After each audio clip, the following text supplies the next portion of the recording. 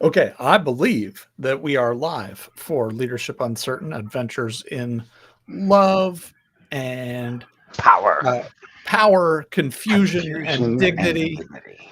All kinds of good things for us to adventure in, some of them more fun than others at Hmm. times. And, I think about a moment when the experience that I was having was dreadful, because Hmm. the outcome was uncertain. I was trudging through the woods with my then business partner, barefoot, hungry, thirsty, hot, dehydrated, and not sure where and how we were going to find our way out of these woods. I was not having fun. The minute we ended up in a car headed back to civilization on a road, and the outcome was assured, the whole thing became immediately fun for me. Retroactively. I'm reacting to the delicious illusion. of of the outcome being assured. Yes, Yeah, right. yes, Who's to that's say we weren't going to hit some oncoming traffic just around the bend?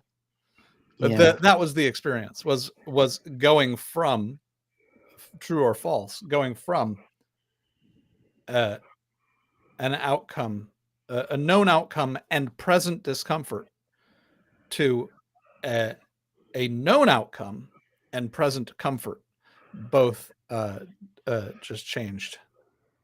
And I am drawn to the state change on the assumption of what is unknown and what is known. Yeah, yeah. So I find that to be so entertaining right now because I'm appreciating all the presupposition and the conditioning, and I'm not making it wrong. No, I get it. There's not a shred of judgment. I'm appreciating where I do it, because what outcome would you like to focus on? The outcome that,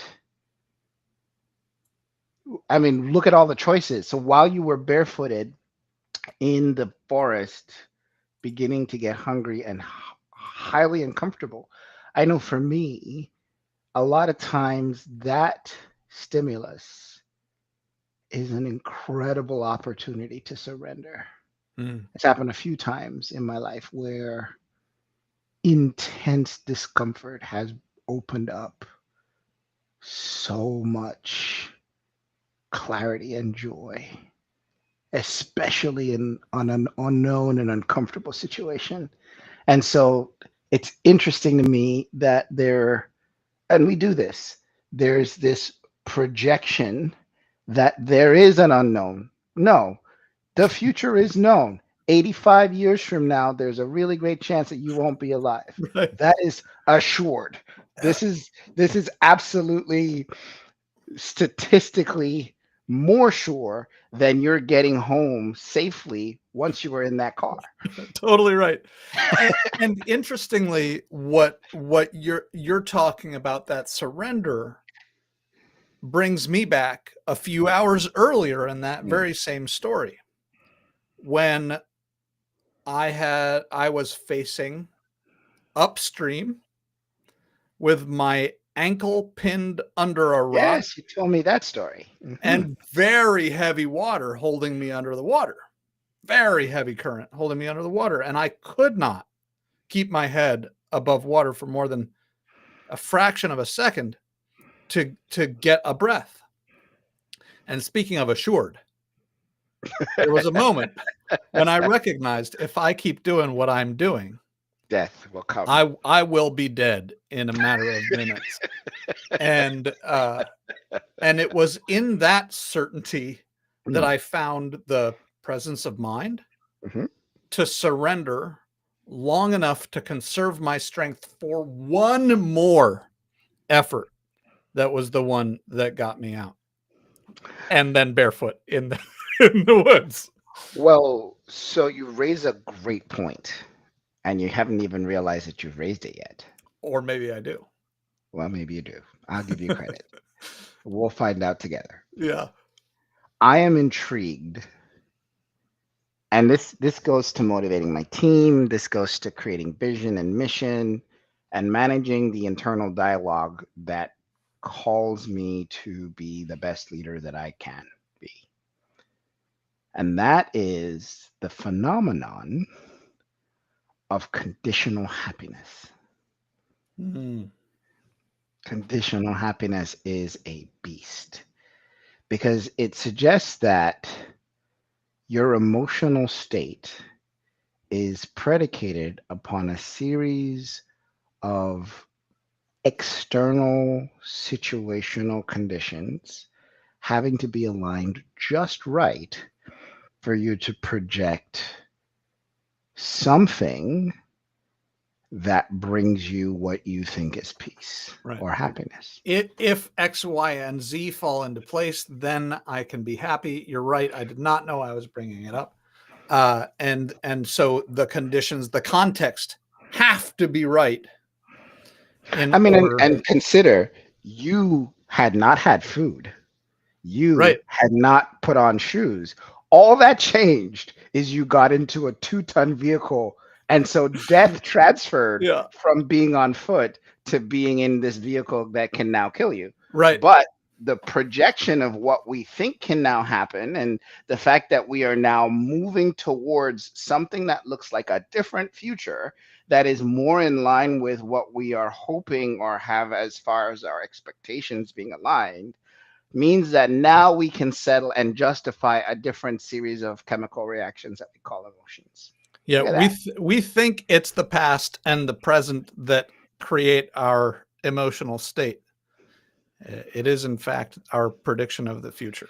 Well, what I would tell you is the circuit, right? So I don't know if the statement you just said is accurate, but let's explore it. What I would tell you is all of those emotions are swimming around in you at any one point. And the game I play at work every day is I have to set vision because people are going to lend you money. They're going to invest in your company. They're going to work with you to justify not spending time with their families and going after very satisfying work related projects and less not so satisfying work related projects. They will sacrifice all manner of things, health and otherwise, to support an objective based on a vision that you set for them that's based on a future that hopefully they want to buy into. Right. There, and they are perhaps swayed by the prediction of the future that you are laying out for them. And you have to be good at telling the future. But guess what's funny? Yeah, I find I'm going to talk about myself because I can't talk about anybody else. And I don't want to do diffuse thinking because that's just dumb. But I find that I have to live in two worlds. I have to live in a world in which the things I see coming, the trends that I see happening, and the maneuvers that allow us to be able to create success, which for the purpose of this exercise is the desired state to be in, uh, these are the things we're working towards. And so this is a space that we have to inspire others to be in. On the other hand, there are so many daily distractions and failures that if you are solely focused on the future, misery will come for us all. And so, and that's how, evil gets justified and Mm. rationalized. It's because we do things not for now, but for the future. And we learn from lots of sacred texts and lots of different religions that suggest that forsaking and foregoing the present moment is the fabric of sin, right? It's the Mm. stuff sin is made of. So, at the other hand, I also know that none of this stuff matters. None of it matters. You'll be hit by a bus tomorrow. And honestly, you may die in your sleep. You could choke on a bone in your dinner, and that could be it. So the idea that somehow there is some external state that ultimately will bring you happiness is an illusion that we have to recognize and step into. There's no relationship that's going to make us happy as much as we would love to believe that if this other person only behaved in such a way that dot dot dot, insert craziness here. Yeah, all of it. Yeah, whether that's spouse or our kid, Our kid. or here in this semi-business focused show that we do, the Yeah. people who report to you. Yes. Uh, And we imagine that it matters. Yeah. And it does until it doesn't. So this has all been a fun preamble to the preamble that I had planned for us. This all stemmed out of my initial response to just thinking about the adventure through those things that we said we adventure through in this show. Confusion, power, love, dignity. And so the preamble that I had planned, and I think it flows well from this. About 30 years ago, I learned to fly hang gliders. Okay. Which, by the way, I recommend. What an experience. One of the first things that I learned when we first started to really have to contend with altitude. And when you first start to learn, you're just on the flat, and then you move up a little bit, but and your first flights, though you are flying or gliding, you're not really contending with altitude because you're inches or maybe a couple of feet above the ground. And then eventually you go up high enough and steep enough that suddenly there's a third dimension to navigate. And then you don't really know where you're going to stop. You don't really know where you're going to end up. And one of the first things that they taught us was that hang gliding is dangerous primarily if you do it wrong, not if you do it right, like so many things. And in particular, if you have a landing zone, generally that's a big open field. There's no runway for landing a hang glider. There's terrain.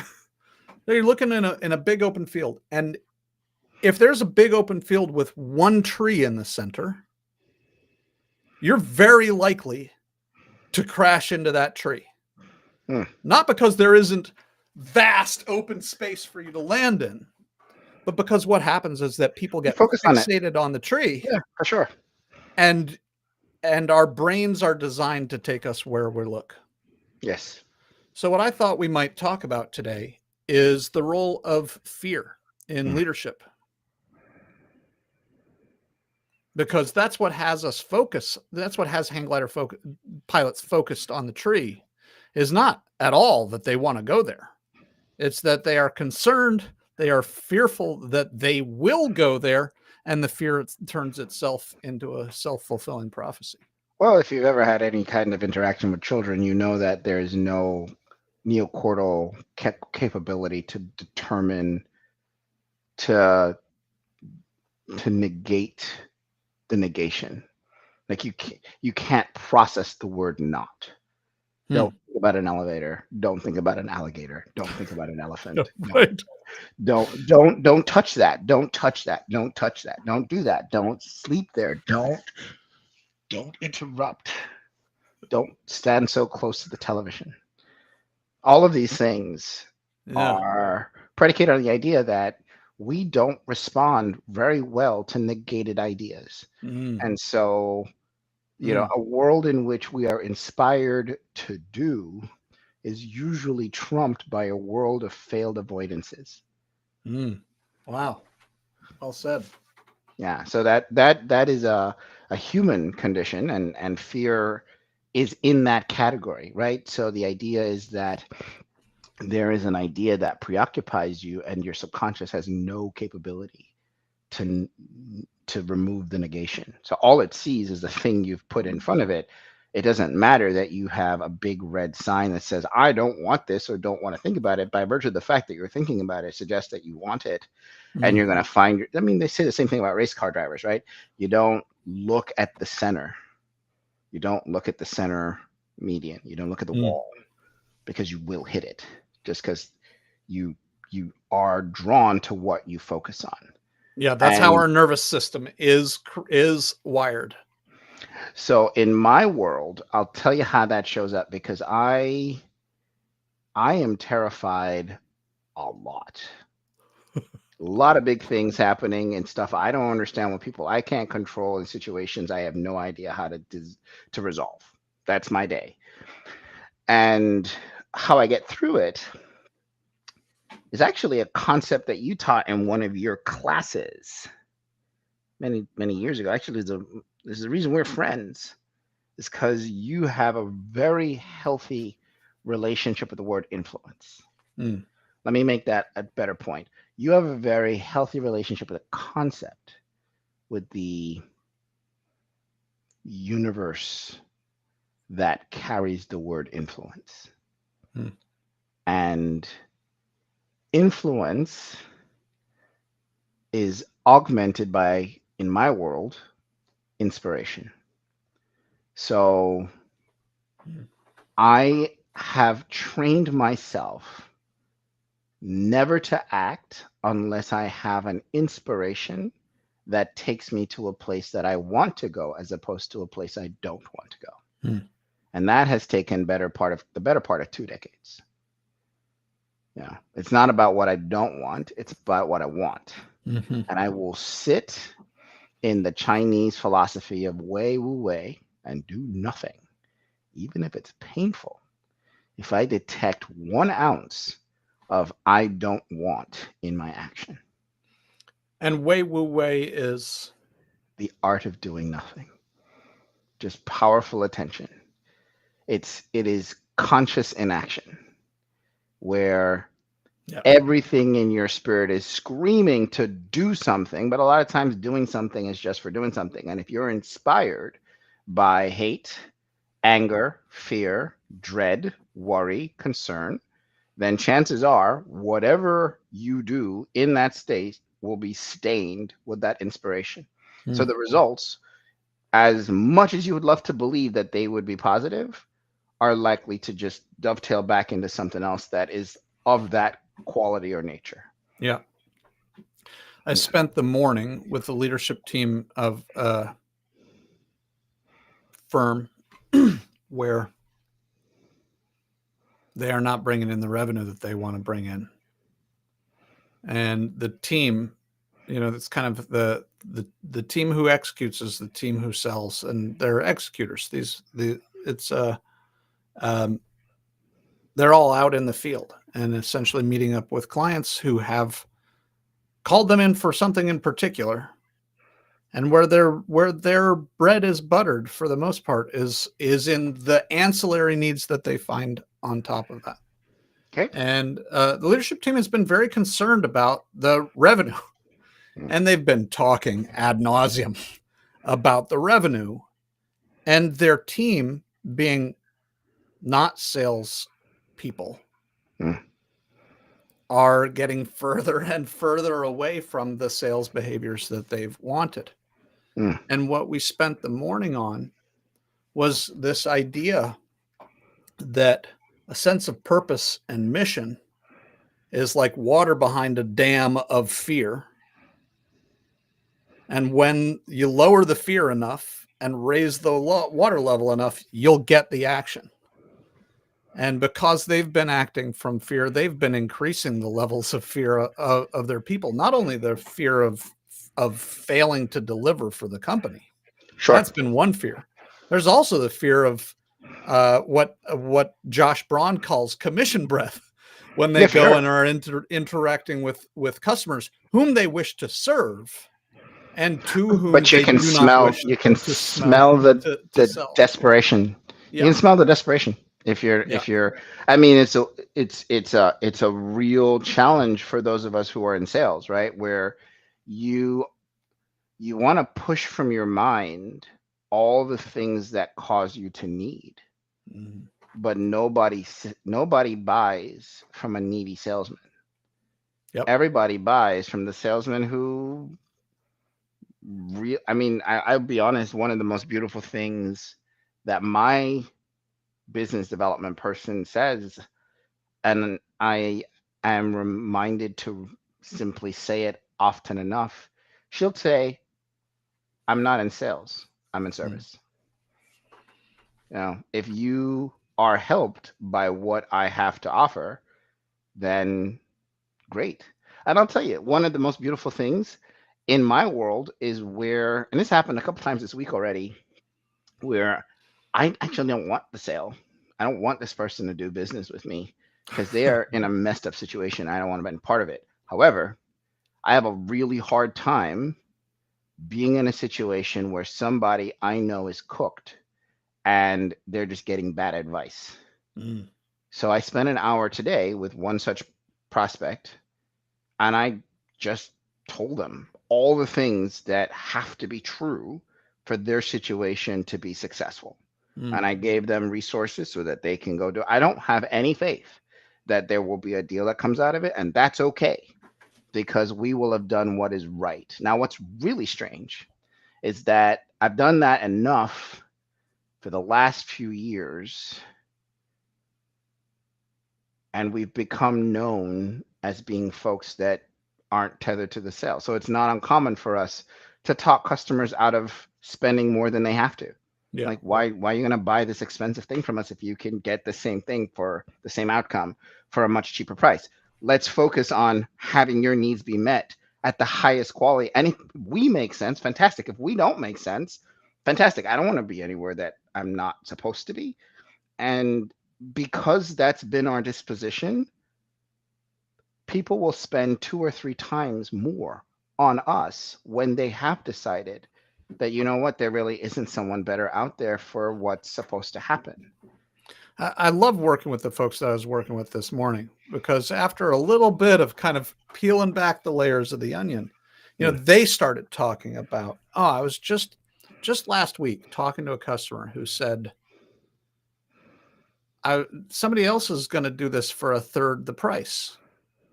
What is it about you that makes yours 3 times the price? And Mm. he had gotten this customer or this potential customer to the point where he really was curious. It wasn't an attack. He really wanted to know the answer. Sure. And so he was able to simply say, this is what that triple price buys you that you won't get from the other folks. And the guy said, thank you so much. I now understand. That makes sense. And went with the cheaper option. Sure. And what the beautiful shift that I watched in these clients this morning was to go from the fear of him leaving for the cheaper option to the security of knowing that he's not their client right now. He's not the right person to be their client right now, in the right situation to be their client right now. He made the best decision he could with the information they gave him. When his neighbor asks, who would you recommend as an electrician? He's going to say, well, you could go the cheap way, or you can talk you to could these go guys this other way, right, and get these other benefits. yes. And if and when what he buys fails, you know exactly what he's going to do. And you just hit the nail on the head. So the other side of the conversation is sometimes, so where does fear come from? This is the thesis of your talk today, or our talk today. Fear usually comes in some way, shape, or form in the assessment of insufficiency. Pick your flavor, right? Yep. There's something about the worldview that there is not enough of something: time, money, health, whatever. Yep. And it's the assessment. You said it yourself when you were telling me about the discomfort of going from the forest to the car. You didn't eat anything, you didn't drink any Nope. more water, you just got into a car, but emotionally you shifted, even though you were supposed to be more hungry and potentially dirtier for having not taken a shower, but you're just in this car and you're traveling, you're still happier.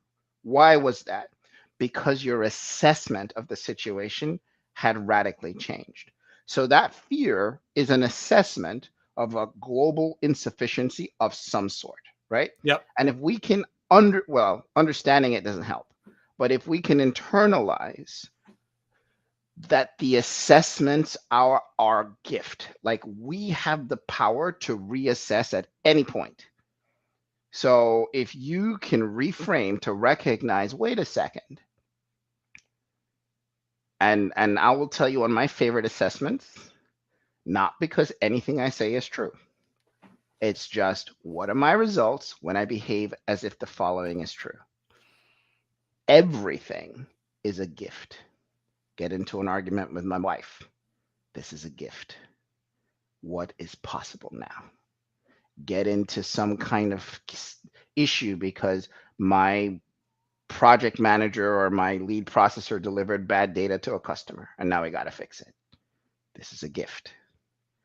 It gives us an opportunity to reassess what we would otherwise introduce as a fear induced reaction and explore a different possibility, a different possible action, different possible outcome for what can happen next.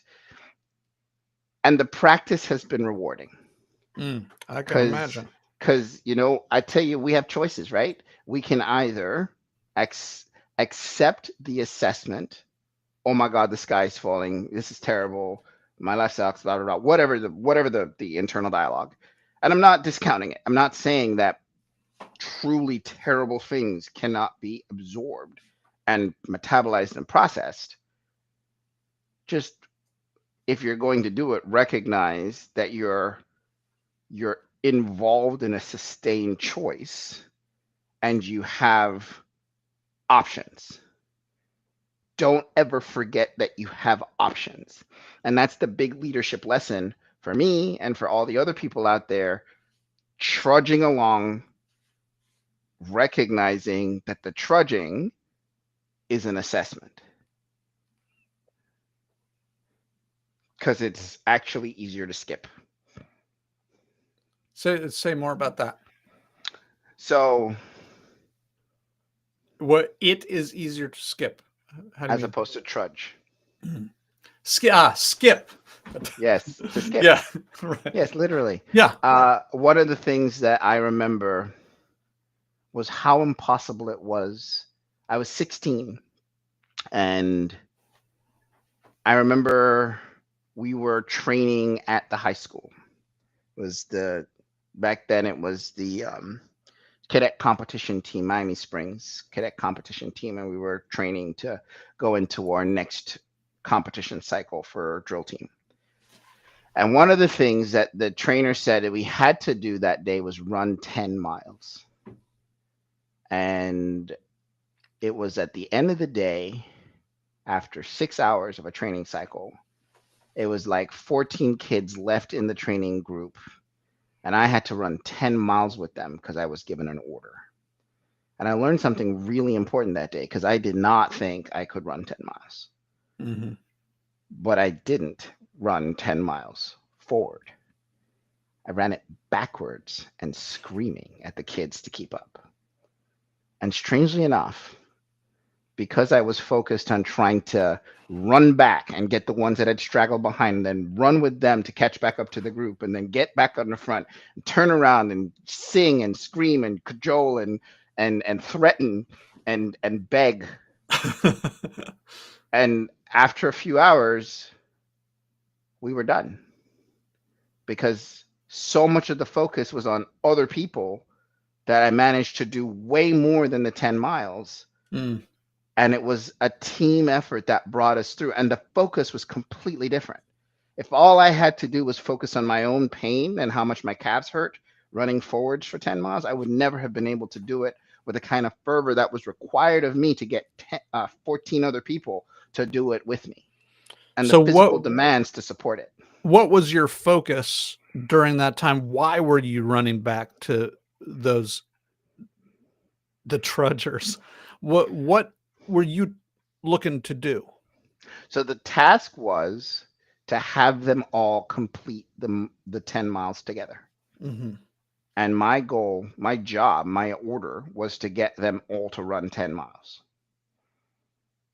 So I had to run 10 miles, but And it wasn't just about my 10 miles. you were very purpose focused, right, on that Yes. 10 miles. And here again, I think about the water of purpose behind the dam of fear or Yes. pain in this case. Yes. And I'm thinking now of when I was teaching acting Hmm. to a bunch of undergrads.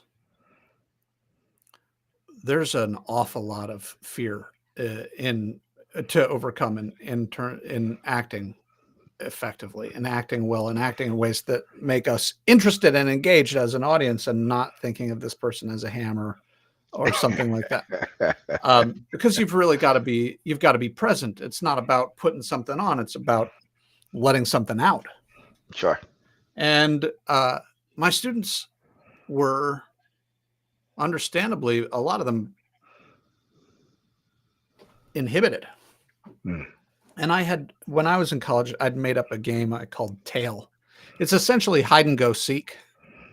But instead of having one seeker and a bunch of hiders, everybody is hiding and everybody is seeking at the exact same time. And if I see you across the way, instead of saying, ha ha, you, I see you, I try to stay hidden, not only from you, but from every other player while I track what you're doing and take notes. Okay. It's a wonderfully fun game. And what I remember seeing from some of my most inhibited students, and we're playing this out in the quad and on the campus where lots of people all around. I remember seeing one of my most inhibited students. There's a security guard right here whom he's completely aware of. And he's tailing one of his classmates and he's taking notes very, very carefully. And he's looking around, he's making sure nobody's looking. It is the strangest behavior to do in public. Right. And people are staring at him as they walk by him. And he is just completely focused and taking notes. And with the security guard kind of right over his shoulder, which he's very aware of because he does keep looking at the security guard. The fear is there. I can see the fear. And yet the purpose of wanting to win this game is so present for him that he's willing to endure the discomfort. And when the person he was tailing turned to look over his shoulder, goes and hide behind the security guard. he didn't just hide behind the security guard. He did a dive roll overhead out in plain view of everybody. And I knew that the game would have this impact on them. And even though I knew it would, it's one of the most exciting and also kind of touchstone moments of my life as a leader. To think, how can I turn the volume up on purpose for people so much that they will endure public, that they would have the power, not that they necessarily are going to need to do it, but they would have the power to endure public embarrassment and physical pain, like rolling over a hedge onto who knows what exact surface on the other side. When I think about what it is to be a leader, and earlier you talked about motivating people. How do you presence purpose and pride so greatly and reduce fear so much that the outpouring is as impulsive and uninhibited as that? I'll tell you where I've had the most success.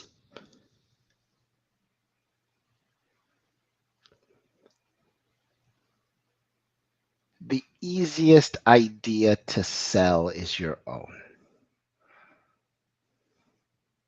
Let's take that further. The Tao Te Ching says, The best leaders are the ones when the people have spoken, they said, we have done this ourselves. When you have an employee or a contractor sell you your own ideas as their own, you know you have a couple of very hard decisions to make. You personally have to remember why you're doing this. Because if you can remember why you're doing this, you won't fall into the ego trap and not take the W. Because the win has many ways of showing up. But you have to be careful. You have to be subtle. You have to be ready. So it will happen that an employee will feel empowered. And people throw that word around. They bandy the word empowered around. Let me tell you what empowerment looks like. Empowerment, and it's a double-edged sword because people will become entitled with empowerment, right? They will want things that you think they may not deserve. However, you take the good with the bad. And if you want someone to have the kind of inspired fervor To dive roll over the to hedge. roll over the hedge, recognize that you might not like the fact that they're going to break your stuff too. They're going to get in your face. They're going to tell you what they really think, and they're going to make fun of you in public or whatever it takes. So just be ready for someone who is passionate to not necessarily color within the lines, and that may be okay. That may not be okay. Find your own balance with all of it, but just recognize there are going to be some externalities because there is no mecca. There is no perfect form, but just know what you're paying for. Okay, let me take you through it. So if for some reason, because doing it once, doing it on a weekend, doing it for an exercise, that you can have the power of personality to simply inspire them with an idea or two to take the moment and work with it, right? But we're talking about sustained passion over years or a decade. One of my employees has been with me now almost a decade this year. And he is more creative and he is more hopeful for what we're up to than we have ever been. And the way we're able to do that is we're able to look around the business and show him you own that. Mm-hmm. That's yours. This would not exist if it weren't for you. And when he speaks, it's funny. There are times where he and I say this is not the rule. This is an exercise that points to the rule. When we will get into very animated conflict that is based in nothing but goodwill, but they're not always pleasant. And when they happen, people get popcorn. There remember once there was people get the popcorn and there's an interesting thing he does that when he's getting ready, he'll be on camera and he'll roll his sleeves up because we're getting ready to go. And the rule is you can argue with you. You can argue with me. That's fine. But you better know your stuff because I will put you under the table if you don't know your stuff. But he also knows that the best idea will win. And if the best idea survives, he will tell you, you know what? I'm wrong. Your way of doing this just makes more sense. And it will be adopted. And it's all very public. And there is no shame. And there is no blaming. And it is done from a place of goodwill and passion. And so what, Hugh, what if I don't know my stuff? Okay. And I have a hunch. Hunches are okay too, but they are entertained in a different way. So the way that we entertain hunches is we invite them as dissenting or unaligned positions. So whenever we make a decision, we look for alignment and then we poll the room for anybody that has any insight that just feels off, that So what we're doing just doesn't feel just quite right. Say something now because we don't know how important that might be, because we all might be hypnotized. And that's always put out in the open. And somebody will say, I like this idea for the most part, but there's just one thing that bothers me, and we want to hear it. So that's always given room too.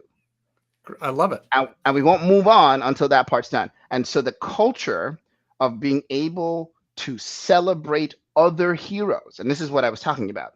If you as the leader can actually stop talking, or better yet, give somebody else credit for your idea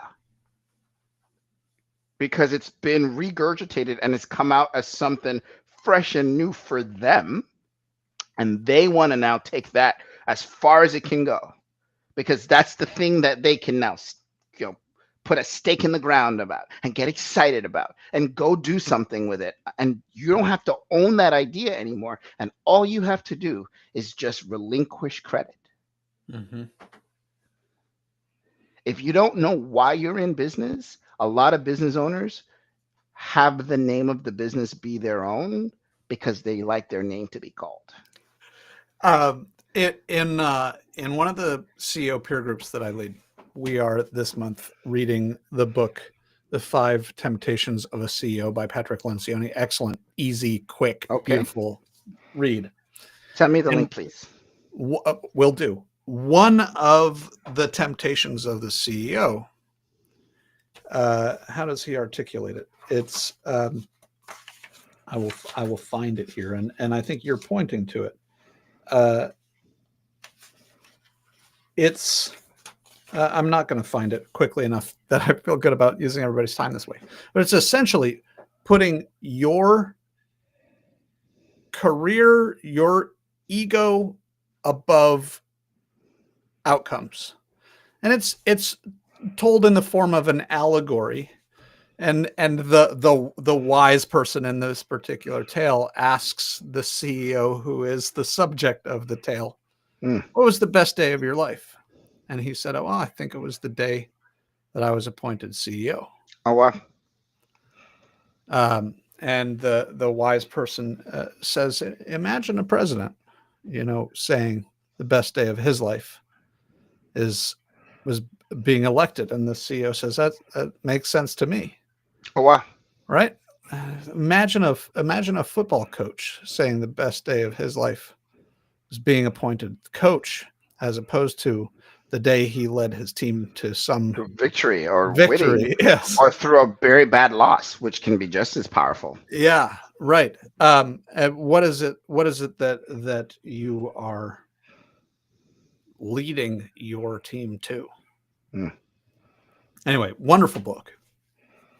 Well, to put a cap on the point, the way that you foster wild empowerment is you also recognize that the field is not your own.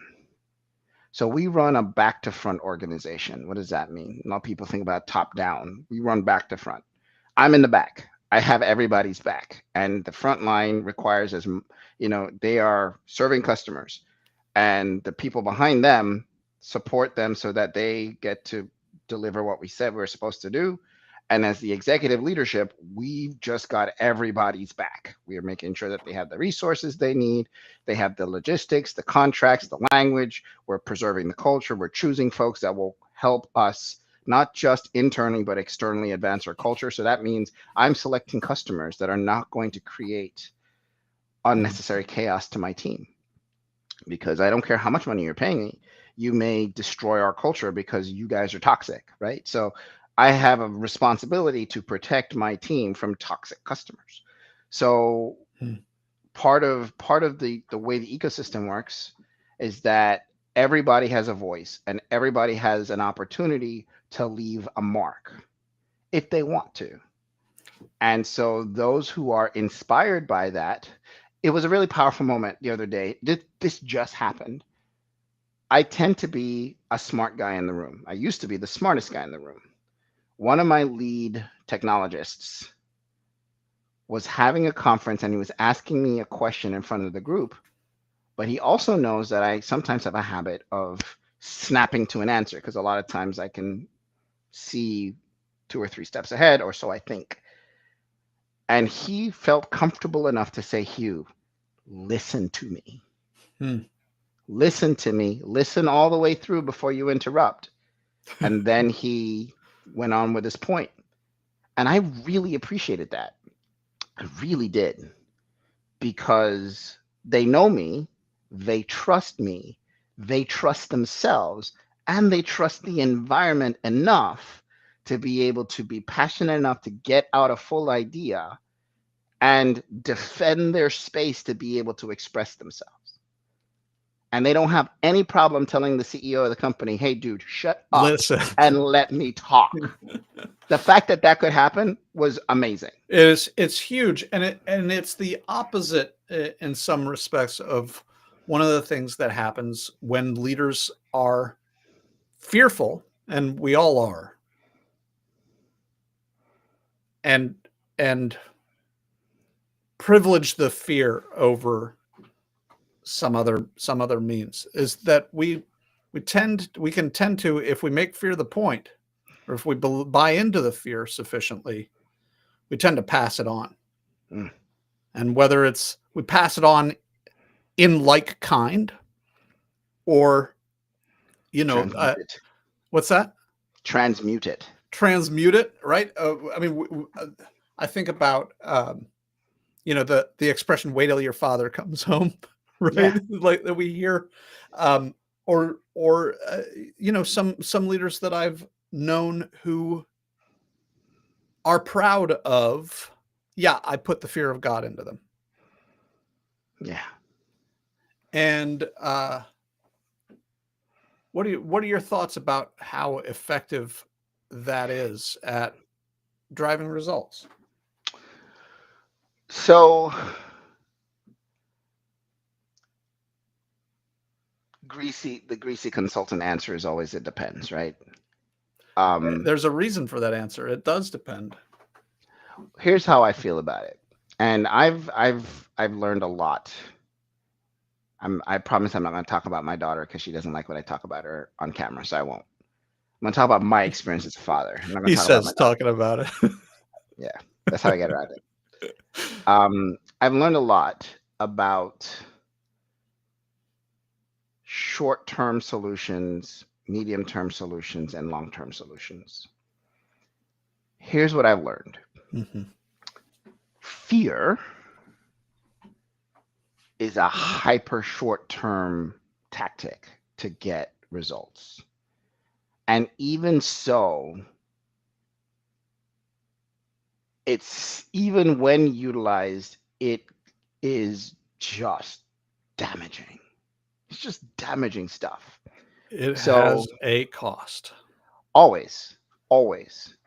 So if you need to use it, just remember, when you go into a building and you crack open the glass that has the fire extinguisher in it, that is a one-time use only product.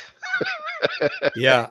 I think about the leader, the business owner I was working with this morning. They've got some recreational tools in their environment. And one time, over a year ago, at some point, he said to somebody, "Why are you doing that instead of working?" Oh, wow. Nobody ever touched it again. That's exactly right. And he said, "I don't think that's because of what that was. It was only once, and it was a long time ago, and a That's lot all of it needed to be. the people have turned over since then." And I said, "How many times did you have to touch a hot stove?" Yeah. We forget that we are not, as leaders and as employers, we're not just another person in their environment. We care. We are occupying a very primitive part of their brain that controls. We are the control of. How do they put it? There's a podcast called Manager Tools. I think Mark Horstman says something like, "You control their addiction to food, shelter, and clothing." Yeah, for sure. And so if going to this recreational equipment is going to mean that those addictions become jeopardized, and the word addiction here is loosely used, Sure. then absolutely. There's it reminds me too of the study that they did of monkeys. You put a bunch of bananas at the top of a ladder. The monkeys go up the ladder. They get rewarded. Fantastic. We got the bananas. Then they put new bananas up there. And as soon as a monkey starts climbing the ladder, they turn the fire hose on it. And so pretty quickly, all these monkeys learn don't touch the ladder. Not trying to get wet today. Then they bring in a new monkey, and that monkey goes toward the ladder. And it's everybody who gets hosed, by the way, right? If anybody touches the ladder, everybody gets hosed. New monkey comes in, starts to go toward that ladder. He gets a beat down. Then they start one at a time rotating monkeys out. Soon enough, there are no monkeys who have ever gotten hosed. Right. And still, you bring in a new monkey. That Culture monkey goes for the ladder. Yes. And that monkey gets a beat down. So we leaders have to be so cognizant of the impact, because we are a hose.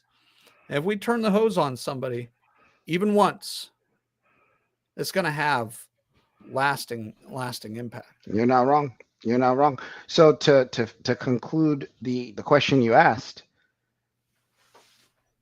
about wildly empowered people who sustain passion and enthusiasm for their work,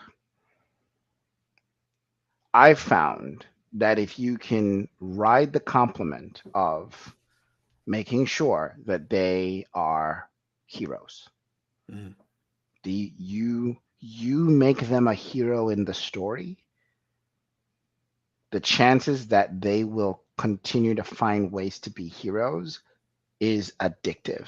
Mm-hmm. You let them express and own something. They own this.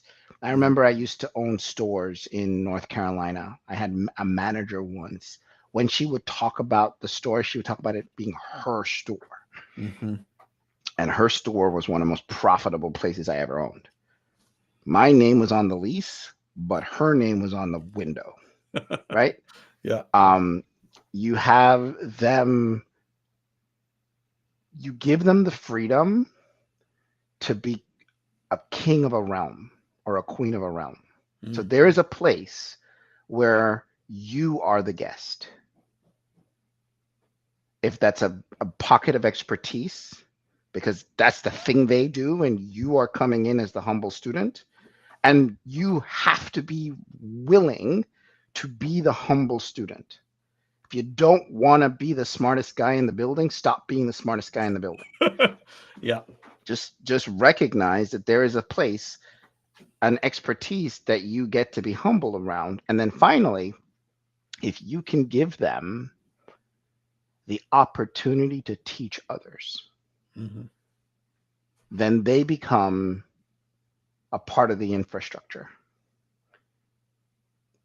from their own volition, and they get meaning. Because what you want is for them to, this used to be a part of it, but it's not so much anymore, because usually what I used to do is create goals and incorporate their goals into the goals of the company so they could see them. So that didn't work as well. But what's worked better now is if they can see themselves, the image of their best selves in the unfolding of the company, mm-hmm.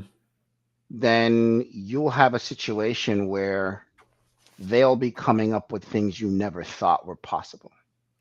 And that's happening with us now, where there are 2 or 3 individuals that create things that I don't understand how they work. I just know that they do what they're supposed to do, and they make life better. And it's practical magic at this point, where it's like, holy crap, how did you do that? Oh yeah, I was working on this and I got this idea and I decided, you know what, it's going to be able to maintain validation of, and we can do it 2 times faster, and way more efficient, and it's lighter on this resource, and da da da. And I'm in awe. And then they get celebrated, and they are a hero, and then they get shown, and they get to present it to everyone, and then it's theirs, and we rely on them, and they get to be celebrated. And if you can preserve a culture, or at least promote a culture in which there are heroes, and you are not the only one, I can't begin to tell you how satisfying all of it can be. What are your thoughts? I was just thinking about what you were just talking about with heroes. I was thinking about that, along this equation that I've proposed of purpose and pride being water behind the dam of fear. And when the purpose overcomes the fear, then you get action. And thinking about stories of great heroism, somebody putting themselves at risk on behalf of somebody else. And when those people are interviewed, it's never a matter of calculus. They didn't do some thought experiment about their own worth versus somebody else's worth, or the odds of their actually coming to harm versus somebody else coming to harm. It's always just a matter of, this is what you do. This is who the I right am. thing to do. This is what's supposed to happen. Yeah. And when you hear about someone, say in a platoon, throwing themselves on a grenade on behalf of their platoon members, even in that case, it's not there's one of me and there are many of them. That willingness is created by, you talked about having your people's back. Mm-hmm. That willingness is created when my needs are met by my community. And so I don't have to spend my days. I'm out of the habit of being in it for me because everybody else is in it for me. My back is covered. And even at that point, I'm willing, without thought, to do what is costly to me. And so my thought is, one of the reasons that reducing fear is so powerful is it just gets us out of the habit of self-preservation. Yeah. When you can continually reduce fear for your team, you get them out of the habit of self-interested thought. Yeah. I can dig that. Thank you for sharing. Thank you for today. Thank you.